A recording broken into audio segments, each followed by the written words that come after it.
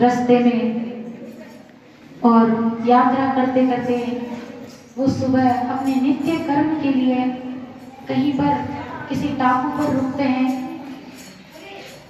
सुबह के समय देखिए भगवान जब आपको कृपा देता है ना तो वो परीक्षा भी लेता है। जब आपको कुछ दे रहा है तो वो ये भी परीक्षा लेगा कि आप इसके योग्य हैं नहीं।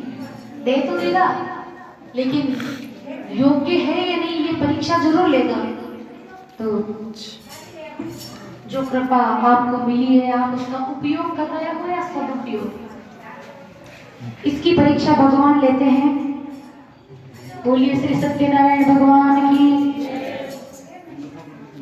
श्री सत्यनारायण भगवान ने साधु मणिक और दामाद की मन की बात जानने के लिए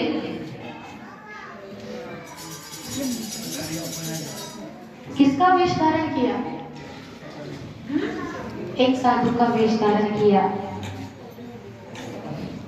और भगवान साधु मणिक से जाकर के कहते हैं कि यात्रियों आपके हाव भाव और नौकाओं को देखकर ऐसा लगता है कि आप व्यापारिक हैं। मुझे बड़ी उत्सुकता है, मैं ऐसा जानना चाहता हूं कि आपकी इन नौकाओं में क्या सामान भरा हुआ है। आपकी इन नौकाओं में क्या सामान भरा हुआ है? अब धन के मद में चूर साधु मणिक और दामाद हंसते हुए उन्हें उत्तर देते हैं कि कुछ नहीं, इनमें क्या है? घास फूस भरी हुई है। क्या भरी हुई है? घास फूस भरी हुई है और कुछ नहीं है। इस प्रकार का उत्तर भगवान पाकर मणिकों से कहने लगे कि जैसा आप कह रहे हैं वैसा ही हो।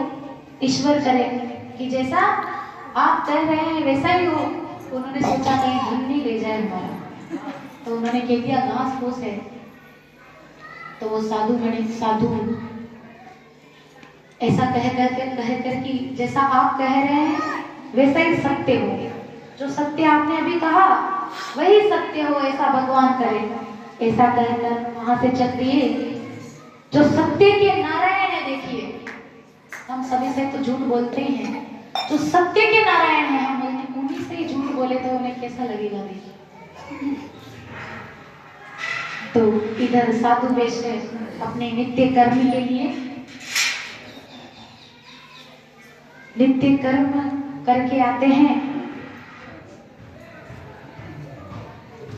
चले जाते हैं नित्य कर्म के लिए। और इधर उन्होंने देखा कि जब आते हैं तो देखते हैं कि सेवक विलाप कर रहे हैं, इधर उधर भाग रहे हैं, जोर जोर से विलाप कर रहे हैं। तो उन्होंने आकर कहा कि क्या हुआ? सेवकों ने कहा क्या बताएं अब आपको क्या हुआ, कि हम नहीं जानते, इसमें हमारा कोई दोष नहीं है कि ये कैसे हो गया, इसमें हमारा कोई दोष नहीं है। हमारी नाव में जो धन भरा हुआ था ना वो सारा घास फूस में बदल गया। पता नहीं ऐसा क्या हुआ, कैसे परिवर्तित हो गया। बोलिए श्री सत्यनारायण भगवान की। साधु मणिक तो मूर्छित होकर गिर पड़े नीचे, बेहोश हो गए कि ये क्या हो गया। संपन्न ने दामाद ने उनके ऊपर पानी के छींटे मारे और कहा कि पिताजी धैर्य रखिए।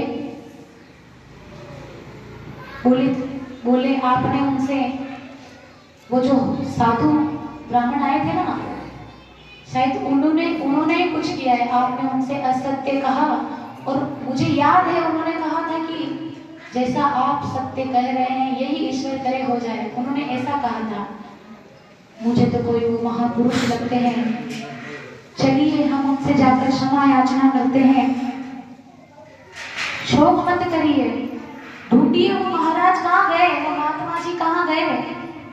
हम जाकर उनसे क्षमा मांगेंगे, दया की भीख मांगेंगे। हो सकता है वो हमें क्षमा कर दे, हो सकता है वो हमें क्षमा कर दे और हमारी स्थिति जैसी पूर्व में थी वैसी हो जाए। दोनों मिलकर प्रयास करते हैं और जो भगवान की शरण में चला जाता है ना उसके वो सभी अपराध क्षमा कर देते महाराज, सभी कष्टों को दूर करते हैं। दामाद के परामर्श से साधु मणि उनको ढूंढने के लिए निकलते हैं और उनको वो एक जगह बैठे हुए मिलते हैं तो बोलते हैं, हे स्वामी, उनके चरणों में गिर जाते हैं कि हमें क्षमा कर दीजिए, हमसे भूल चूक हो गई है।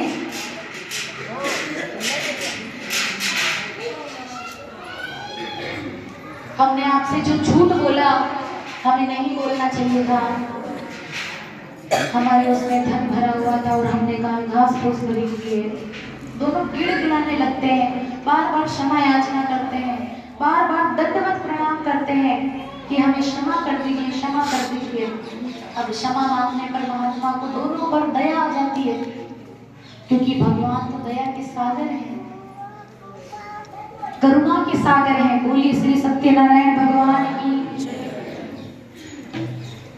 और कहते हैं कि ये सब तुम्हारे झूठ बोलने का परिणाम था। क्या था? तुम्हारे झूठ बोलने का परिणाम, जो तुम्हें बारंबार कष्ट भोगने के लिए भोगने पड़ते हैं, ये तुम्हारे कर्मों का परिणाम था। और हम जहाँ पर गलती करते हैं तो भगवान हमें वो कष्ट भी भोगने पड़ते हैं। अगर कहीं गलती हुई है तो वो कष्ट हमें भोगना ही पड़ेगा। और अगर आप पुनः गलती करते हैं, भगवान की सीख को भूल जाते हैं, और कई लोग तो भगवान को भी छल करते हैं, छल। अरे भाई वो तो सब देख रहा है, ज्ञानी है, परम ज्ञानी है, आपकी हर एक बात उसको मालूम है, उससे भी आप छल करते हो, उनसे भी आप झूठ बोलते हो। महात्मा जी की ऐसी वाणी सुनकर साधु मणि और दामाद की आंखों में आंसू आ जाते हैं, आंसू आ जाते हैं और अपनी इस बड़ी भूल की क्षमा याचना करने लगते हैं, बार बार क्षमा मांगते हैं कि मैं मूर्ख प्राणी हूँ तो आपका ही ना, लेकिन हे भगवान हमें क्षमा कर दीजिए, मेरी बुद्धि भ्रष्ट हो जाती है, इसलिए आप मुझे क्षमा करिए। और बड़े बड़े ऋषिगण ही इस पाप से नहीं बच जाए तो मैं तो खलकामी मूर्ख पुरुष हूँ, मेरे अंदर भी ऐसी भावना आ गई। तो दोनों क्षमा मांगते हैं और भगवान से आप ऐसी प्रार्थना कीजिए कि हमारा जो धन है वो वापस धन में बदल जाए, वापस परिवर्तित हो जाए, मुझे क्षमा करिए। देखिए भगवान को किसी ने चित्त चोर खाया, छलिया कहा है।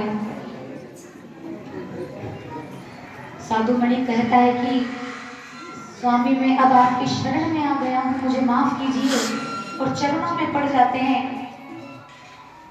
साधु वैश्य को क्षमा कर देते हैं और वरदान भी देते हैं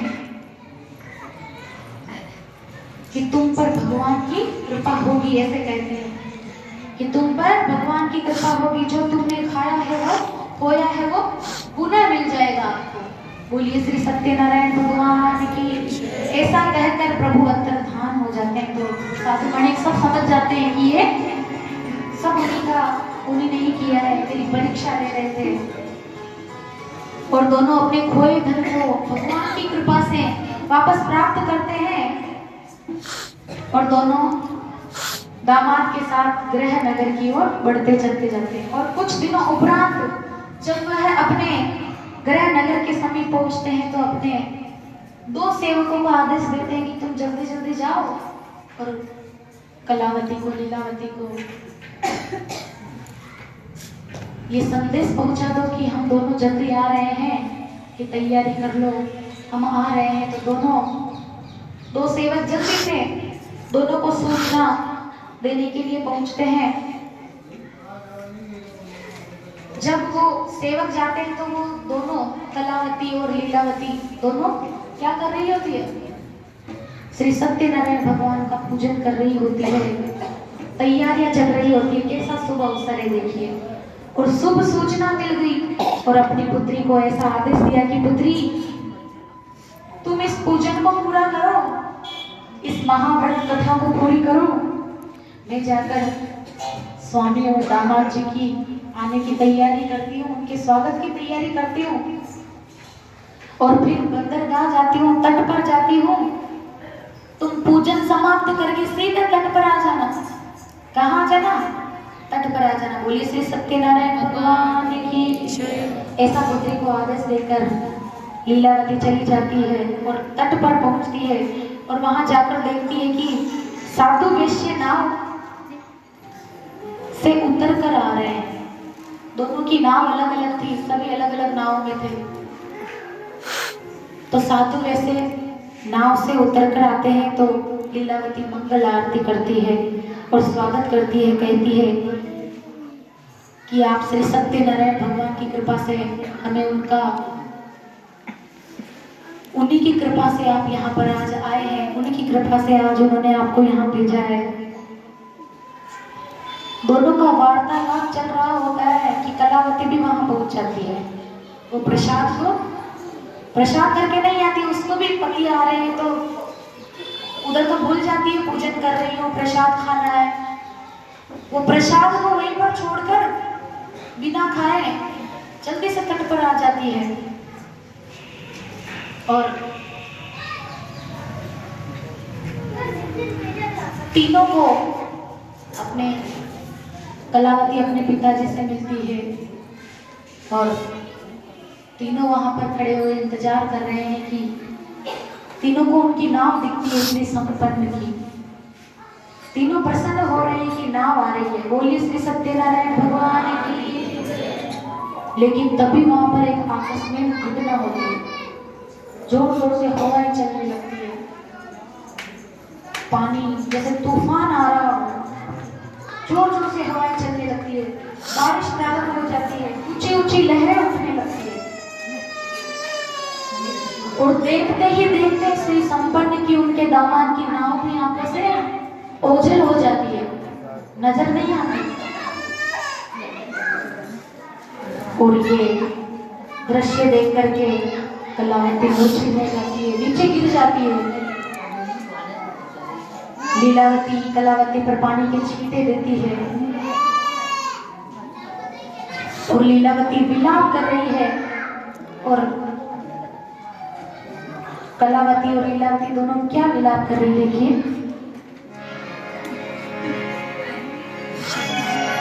श्री सत्यदेव महाराज अरज सुनो मारी, अरज सुनो मारी, या कलावती घबराए शरण में हारी।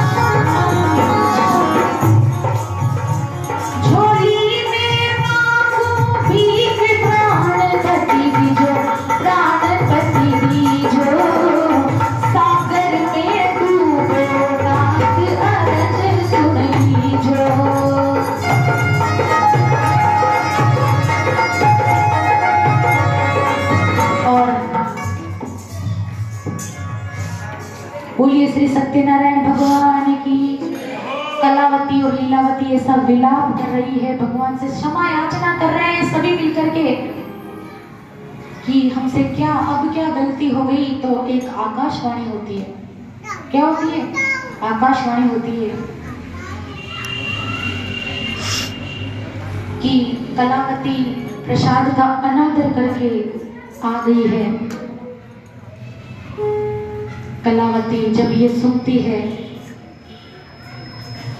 आकाशवाणी होती है कि अगर वो प्रसाद खा करके आ जाए तो प्रसाद का भोग लगा के आ जाए तो ये जो विपदा आई है ना वो टल सकती है। कलावती ने ये जब सुना तो भूल चूक के लिए माफी मांगी, पश्चाताप हुआ, रोने लगी जोर जोर से और माफी मांगी भगवान से और कहा, जो आकाशवाणी हुई थी उन्होंने कहा अगर ये गलती फिर नहीं करती हो तो ये समस्या टल सकती है। अगर आपसे ये गलती दोबारा ना हो, प्रसाद का अनादर कभी मत करो। और पश्चाताप करने लगी। बोली श्री सत्यनारायण भगवान की। और घर जाकर प्रसाद खाकर वापस आती है और कुछ ही क्षणों में संपन्न की नौका उन्हें नजर आती है और किनारे आ जाती है। संपन्न की नौका। कलावती ने अपने पति के दर्शन किए, लीलावती ने दामाद के दर्शन किए और श्री सत्यनारायण भगवान को सब धन्यवाद दिया, बारंबार धन्यवाद दिया। सभी सर्वजन प्रसन्नता के साथ घर पर जाते हैं। सबसे पहले श्री सत्यनारायण भगवान का पूजा करते हैं, उनकी आरती करते हैं, उन्हें प्रणाम करते हैं, दंडवत प्रणाम करते हैं, प्रसाद खाते हैं, भोग लगाते हैं, क्षमा याचना करते हैं। श्री सूत जी कहते हैं कि इसी प्रकार साधु मणि, साधु वैश्य व उसका परिवार हर पूर्णिमा को श्री सत्यनारायण भगवान का महाव्रत पूजन अनुष्ठान करता था और सभी सुखों को भोग कर परम धाम को गए। तो आइए इसी प्रकार हमारा चौथा अध्याय समाप्त होता है।